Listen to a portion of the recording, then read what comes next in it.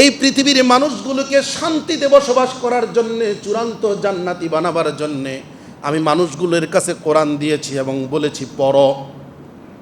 যেই মানুষেরা এই কোরআনকে পড়ে নাই, অবজ্ঞা করেছে, অবহেলা করেছে, কোরআনের বিধানকে বাস্তবায়ন করে নাই, বাস্তবায়নের জন্য চেষ্টা করে নাই, সংগ্রাম করে নাই, পক্ষান্তরে উল্টোটা করেছে, কি করে কোরআনকে জমিনে দাফন করা যায়, কোরআনের বিধানগুলো জমিন থেকে দাফন করা যায়, মানুষের কাছ থেকে কোরআন কিভাবে দূরে সরানো যায়, এই চেষ্টা প্রচেষ্টা যারা করে, আল্লাহ পাক বলেন ওয়ামান আ'রাদু আন যিকরি ফাইন্না লাহু মাঈশাতান দঙ্কা ওয়া নাহশুরুহু ইয়াউমাল কিয়ামাতি আ'মা। আল্লাহ বলেন আমার কোরআনকে যারা গ্রহণ করে না, আমার কোরআনের আইন যারা বাস্তবায়ন করে না, আমার কোরআন দিয়ে যে ব্যক্তি জীবন চালায় না, পারিবারিক জীবন চালায় না, রাষ্ট্র জীবন চালায় না, আন্তর্জাতিক জীবন চালায় না, আল্লাহ পাক বলেন যারা আমার কোরআনকে অবজ্ঞা করে আমি তাদের জীবনটাকে সংকীর্ণ করে দেব। জোরে বলেন কি করবে? জোরে বলেন কি করবে? দঙ্কা বানাই দিব, সংকীর্ণ করবে। এই সংকীর্ণের ব্যাখ্যাটা কি? এখন আমরা যেটা আমাদের বাহ্যিক দৃষ্টিতে দেখি সেটা হলো যারা কোরআনের বিরুদ্ধে চলে এদের বাড়ি গাড়ির অভাব নাই, যারা কোরআনকে স্বীকারই করে না এরা পৃথিবীর সবচাইতে পয়সাওয়ালা, ঠিক কিনা বলেন?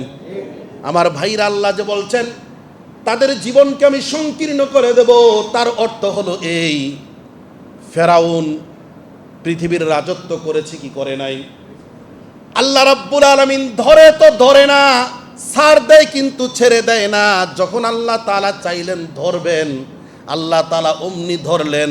ফেরাউনের এত বিশাল রাজত্ব থাকার পরেও সমুদ্রের মধ্যে যখন তার মুখের মধ্যে কাদা চাপায়া দেওয়া হয়েছে, ফেরাউন দেখলো তার বেঁচে থাকার আর কোনো জায়গা নাই, ঠিক কিনা বলেন? নমরুদকে আল্লাহ ধ্বংস করেছে। এত বিশাল পৃথিবীর রাজত্ব থাকার পরেও মনে করেছিল এই পৃথিবী তো আমারই, ক্ষমতা তো আমারই, পাওয়ারও আমারই।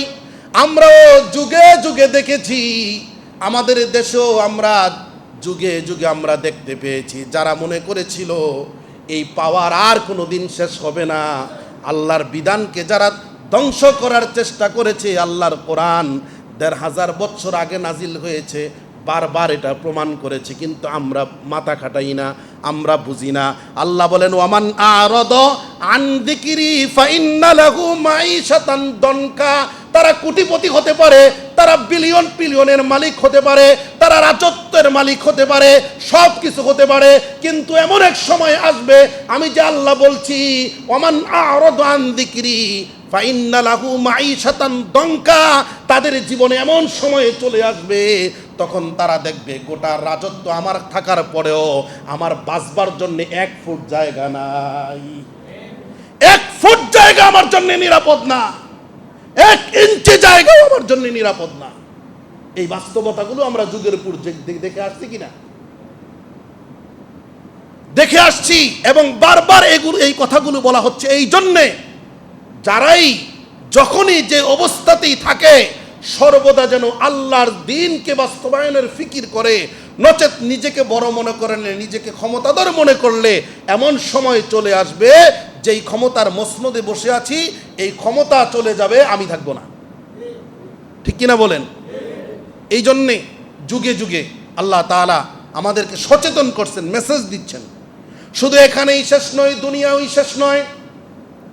ওয়ামান আ'রাদ আন যিকরি ফাইন্না লাহু মাঈশাতান দনকা ওয়া নাহশুরুহু ইয়াউমাল কিয়ামাতি আ'মা।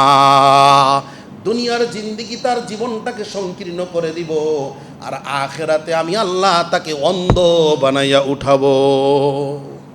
কি করবেন আল্লাহ? অন্ধ বানাইবেন, চোখ থাকবে না, অন্ধ করে আল্লাহ হাসরের ময়দানে উঠাবেন। তখন ওই ব্যক্তি আল্লাহকে বলবেন ক্বালা রাব্বি লিমা হাশারতানি আ'মা ওয়া ক্বাদ কুনতু বাসীরা। সে বলবে, হে আমার পালনকর্তা, আমাকে কেন অন্ধ অবস্থায় উত্তীর্ণ করা হয়েছে? আমি তো পৃথিবীর জমিনে চক্ষুষ্মান ছিলাম, আমার তো চক্ষু ছিল, চক্ষু দিয়ে দেখতে পারতাম। তখন আল্লাহ রাব্বুল আলামিন বলবেন ক্বালা কাযালিকা আতাতকা আয়াতুনা ফানাসিতাহা ওয়া কাযালিকাল ইয়াউমা তুনসা। আল্লাহ রাব্বুল আলামিন বলবেন, পৃথিবীর মাঝে আমি তোকে রাজত্ব দিয়েছিলাম, পৃথিবীর মাঝে আমি তোকে ধন সম্পদওয়ালা বানাইছিলাম, পৃথিবীর মাঝে আমি তোকে সমাজের মধ্যে প্রতিষ্ঠিত করেছিলাম। তুই চাইলে আমার জমিনে আমার কোরআনকে বাস্তবায়ন করতে পারতি, তুই চাইলে তোর সমাজে তোর রাষ্ট্রে আমার কোরআনকে বাস্তবায়ন করতে পারতি, কিন্তু ওই সময়ে আমার কোরআন তোর কাছে বারবার গিয়েছে, আমার দুর্বল বান্দাগুলো বারবার তোদের কাছে কোরআনের আইন বাস্তবায়নের জন্য সংগ্রাম করেছে, তোরা তো ওই আইনকে বাস্তবায়ন করিসনি। পক্ষান্তরে যারা আন্দোলন সংগ্রাম করেছে তাদের উপরে নির্যাতন নিপীড়ন চালিয়েছিস, সেদিন আমার কোরআনকে তোরা ভুলে গেছিস, আজকে আমি আল্লাহ তোদেরকে ভুলে গেলাম। নাউজুবিল্লাহ বলতে পারলাম না? আরো জোরে বলি নাউজুবিল্লাহ। আল্লাহ যদি ভুলে যায় আমাদের উপায় আছে? আল্লাহ যদি ভুলে যায় আমাদের সেদিন কোনো উপায় নাই।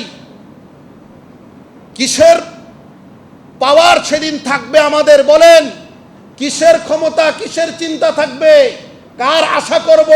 আরে দুনিয়াতে তো মামু খালুর আশা করা যায়, মা বাবা ভাই বোন সাপোর্ট দিবে আশা করা যায়, কিন্তু সেদিন আল্লাহ ছাড়া আর কেউ থাকবে না।